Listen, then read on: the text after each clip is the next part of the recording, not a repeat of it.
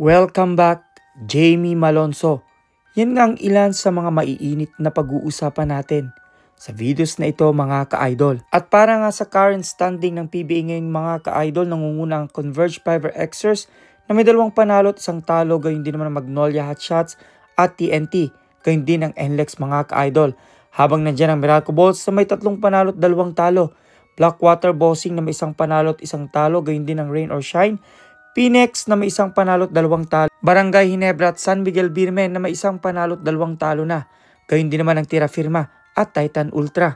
Na kung titingnan nga natin ang standing mga ka-idol, tila medyo humihina ngayon ang Barangay Ginebra at San Miguel Beermen. At para naman sa kaabang-abang na laban ngayong linggo mga ka-idol, nandiyan ang laban ng Blackwater Bossing versus Rain or Shine, TNT versus Ultra. Nandiyan naman sa October 25 ang Magnolia Hotshots at Tira Firma, Converge at Phoenix. Sa October 26, nandyan ang Ultra versus Rain or Shine, NLEX at Meralco. At sa October 26, nakabang-abang nga at gaganapin sa Dubai mga ka-idol, nandyan ang laban ng San Miguel Beermen at Barangay Ginebra. Sa ngayon ngang season mga ka-idol, tila unpredictable kung sino nga ba ang malakas na team. Lalo pat maraming ang mga bagong player, marami din ang na-trade mga ka-idol na mga malalakas na player mula sa mga malalakas na team. Katulad na nga lamang nakalalabas na balita mga ka-idol kung saan nakuha nga ng Converge Fiber Xers itong si Dave Ildefonso kapalit ng Titan Ultra Giant Risers na itong si Kobe Money at 2nd round pick sa 51st season.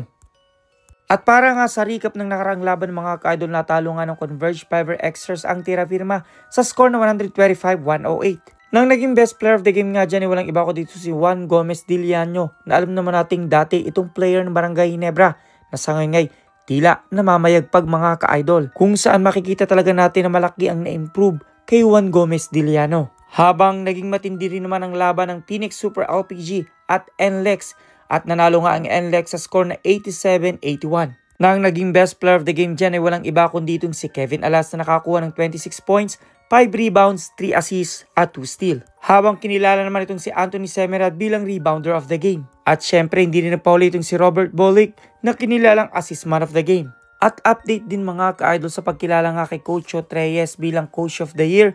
Tila na hindi nga malayong maikumpara kay Coach Tim Cone mga ka-idol dahil tila mahina na nga ngayon ang Barangay Ginebra. At sinasabi pa mga ka-idol na itong si LA Tenorio ay mas magaling na coach sa ngayon kay Coach Tim Cone.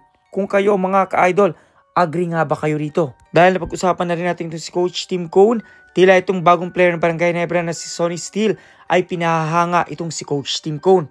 Na hindi nga malayong ikukumpara kay Greg Slaughter, Christian Standhardinger at kay Japet Aguilar. At update naman mga ka-idol kay Justin Brownlee kung saan bigo nga siyang makalaro sa Meralco Bolts sa laban sa EASL.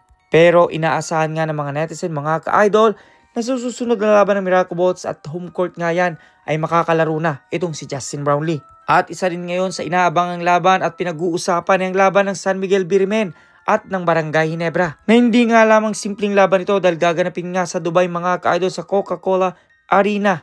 Kaya ka-idol, kung ikaw ay nasa Dubai, wag mo nang palampasin, manood ka na ng laban ng San Miguel Beermen at Barangay Ginebra. Sa ngayon ngang season mga ka-idol, tila masasabi nating malakas din naman ang player ng Barangay Ginebra.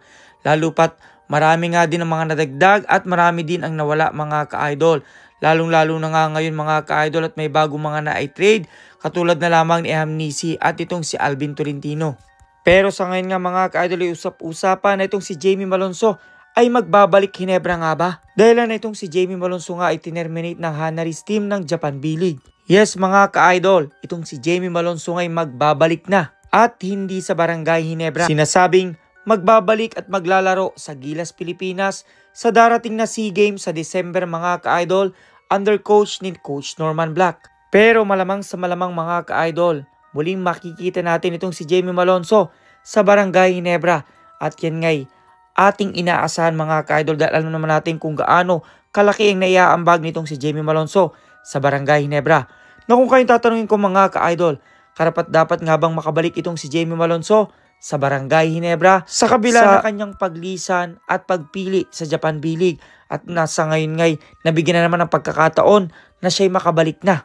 Kung ano naman yung kasagutan, suggestion, question, advice, just comment down below mga ka-idol at maraming salamat sa inyong panonood.